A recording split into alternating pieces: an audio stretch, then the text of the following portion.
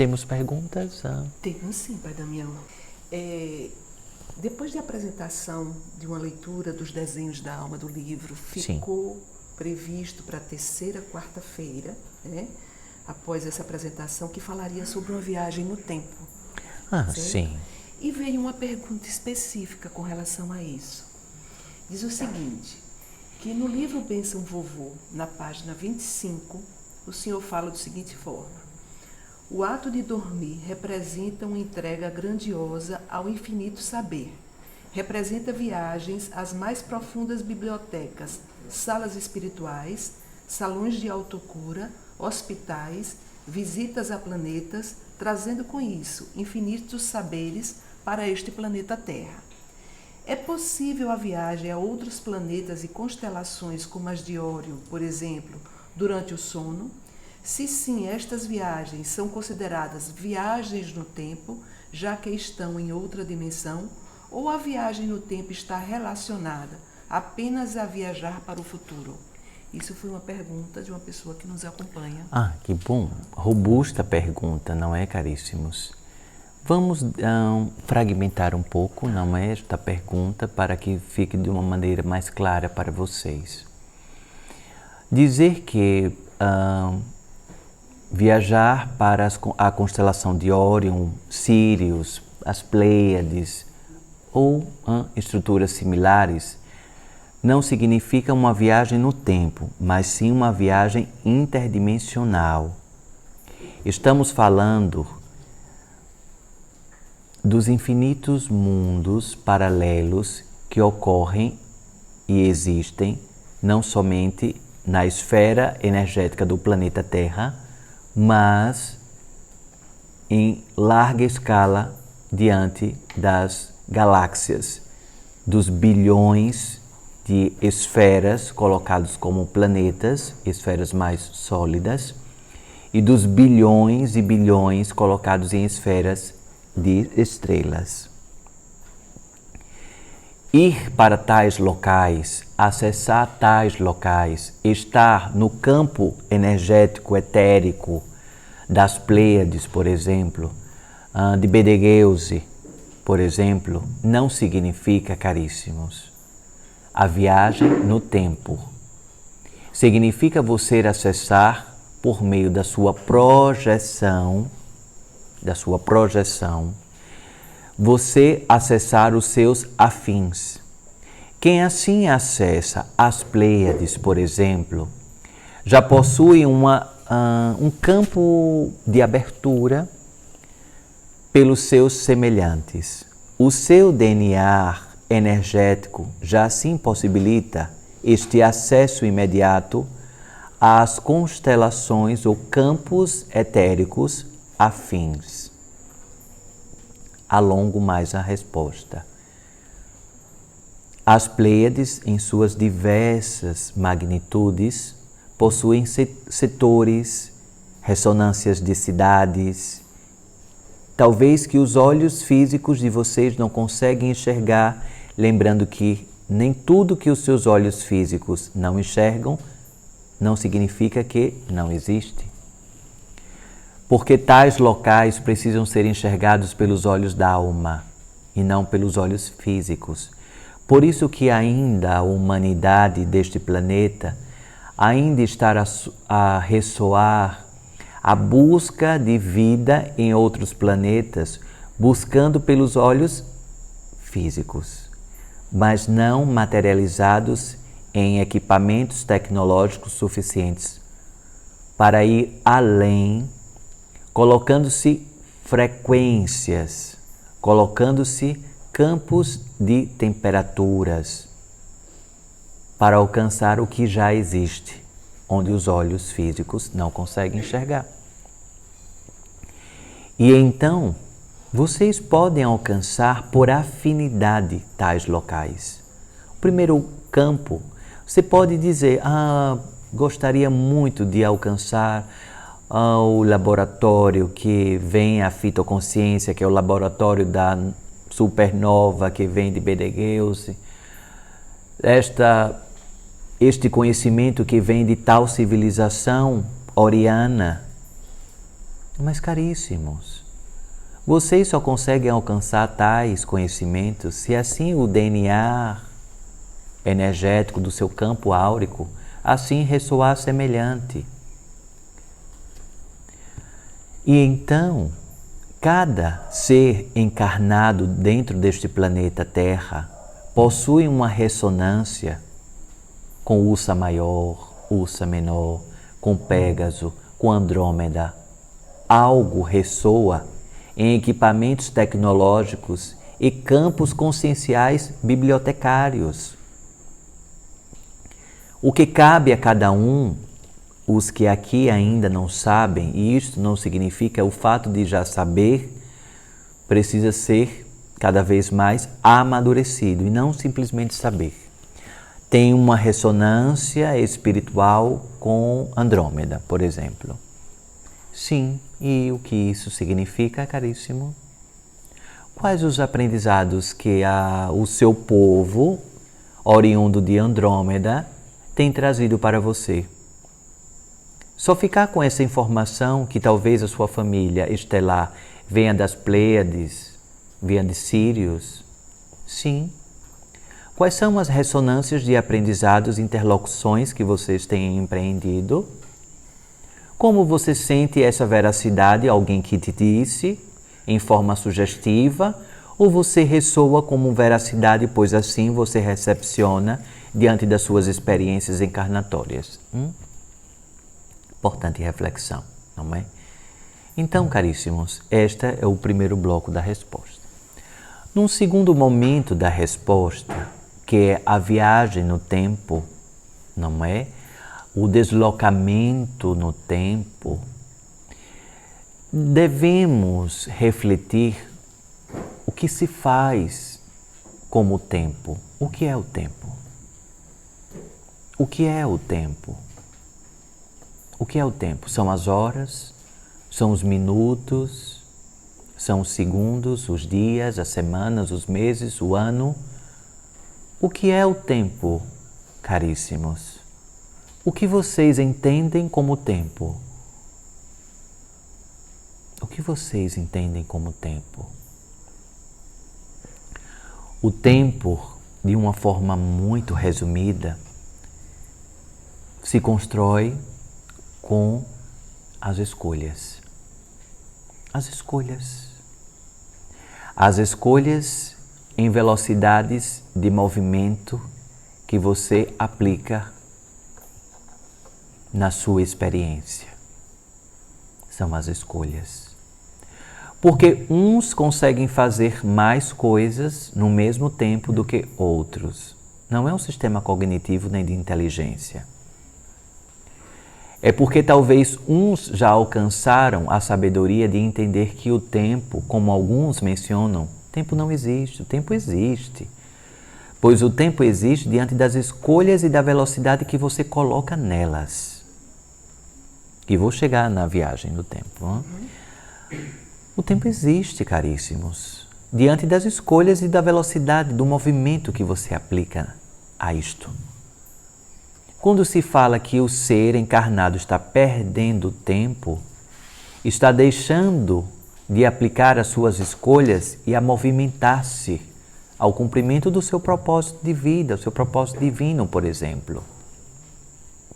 Tais velocidades ressoam como um dos filamentos do tempo. O que faz dentro do planeta de vocês, algumas pessoas no deslocamento, e aí já vou fazendo o andamento para o deslocamento do tempo, algumas pessoas entram em aeronaves, passam 10 horas sobrevoando. E quem garante que esse sobrevoo é uma realidade? Quem garante que você não está no mesmo local, mudando apenas realidade, diante de escolhas mentais, e você automaticamente modifica a sua realidade? O que é real? Você pode dizer, Pai Damião, mas eu saí de Diga um local, filha. Eu saí de São Paulo. Saí de São Paulo, é uma cidade brasileira? Sim. Saí de São Paulo e venho a Aracaju. E venho a Aracaju. Quem garante que você não está em São Paulo? Quem garante que São Paulo não é Aracaju? Quem garante que Aracaju não é São Paulo? Quem garante esse sobrevoo de quantas horas? 3 horas. Esse sobrevoo de 3 horas. Como foi esse tempo? Quem garante que esse tempo existiu? Quem garante? São as suas escolhas. É o seu estado de presença. É o seu espírito observando o seu estado atual que faz uma sensação de tempo. Estive pela manhã em São Paulo e agora estou em Aracaju. Você tem uma sensação de deslocamento físico, mas quem garante, caríssimos, diante do campo da realidade, do multiverso que existe, quem garante que você não continua em São Paulo e você também está em Aracaju? Quem garante? Faço essa provocação reflexiva, hein, caríssimos? Já que vocês me provocaram para falar de tempo, tenho diálogos muito profundos onde habito sobre tal assunto. Quem garante que você não está em mais de um lugar ao mesmo tempo? Utilizem dessa habilidade de estar em diversos lugares ao mesmo tempo. Não só em lugares do planeta Terra, mas em lugares interdimensionais. E então, deixo essa reflexão, entrando na linha do tempo, como se deslocar para passado, presente e futuro, falando de uma maneira muito superficial e resumida, quem você foi, quem você está e quem você é. Quem garante que você ainda não está vivendo quem você foi? Quem garante que você não está vivenciando já quem você vai ser? Como? Qual é o tempo? Como mensurar o tempo? Caríssimos, tudo estará acontecendo no mesmo instante. Tudo. O seu passado está acontecendo. Está acontecendo. Assim como o seu agora aqui comigo está acontecendo. Assim como quem você vai ser, não só nessa encarnação, mas em outras experiências, já está acontecendo. E quando fiz hoje o exercício com vocês em Xanadu, justamente estava já em ressonância. Interessante, não é, caríssima? Há uma sincronicidade, não é, desta pergunta. Da integração dos espectros de que vocês estão em todas as partes. Vocês estão espalhados em todas as partes. E então, o que impede, o que não faz enxergar desta forma? O medo de assumir o seu propósito, o medo de assumir o seu espírito, o medo de assumir efetivamente que nada é, tudo está.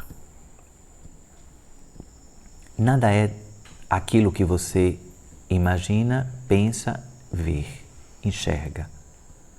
Mas tudo está do jeito mental e espiritual que você quer enxergar. Quer enxergar. Caríssimos, neste momento, não para provar nada, mas para que vocês sintam, fechem os seus olhos. Vou fazer um pequeno exercício. Hein? Posicione-se de uma maneira confortável.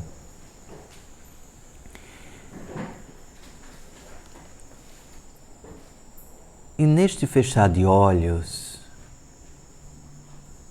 perceba onde está o seu outro eu. Atravessando uma rua, numa faixa de pedestre, sobrevoando algum território, trabalhando em alguma outra profissão, em um outro centro espírito manifestado, auxiliando alguém,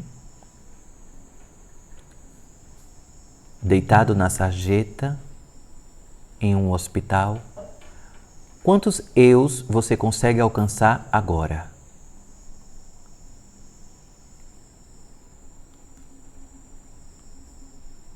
Conectem-se. Permitam-se. Abram a sua consciência ao campo integral. Onde vocês estão agora? O que os seus outros eus estão fazendo? Masculino, feminino, transgêneros, transdimensionais.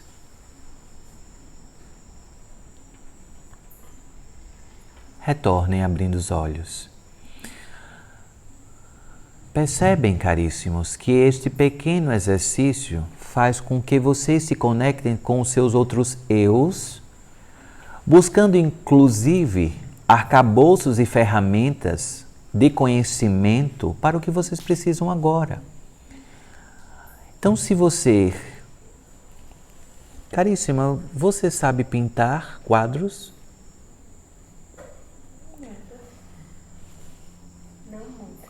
Não muito. Mas talvez você possa se conectar com o outro eu, artista, que pinta quadros. E você pintará lindos quadros. Trazendo essa fração de memória desse seu outro eu que está vivendo simultaneamente no agora. Você consegue dirigir um caminhão? Não consegue. A caríssima aqui está dizendo que não consegue. Mas eu afirmo que consegue. Conectando-se com o fractal do eu dela, que fará com que ela dirija um caminhão. Se você, caríssima, estivesse correndo de um leão e só tivesse um caminhão à sua frente, com a chave na ignição, o que você faria? Ficaria para o leão comer você? Ou subiria no caminhão e tentaria dirigir? Tentaria? A prova de que existe uma memória que precisa ser provocada por algo a ser despertada. Compreendem, caríssimos? Se você não é despertado a algo, talvez as suas memórias elas não estejam despertas, evidentes, claras.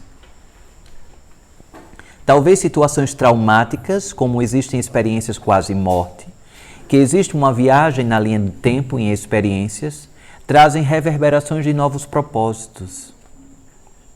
Existia um trauma para que outras memórias se acoplassem e vivenciassem várias memórias, vários eus, em um aparente eu físico.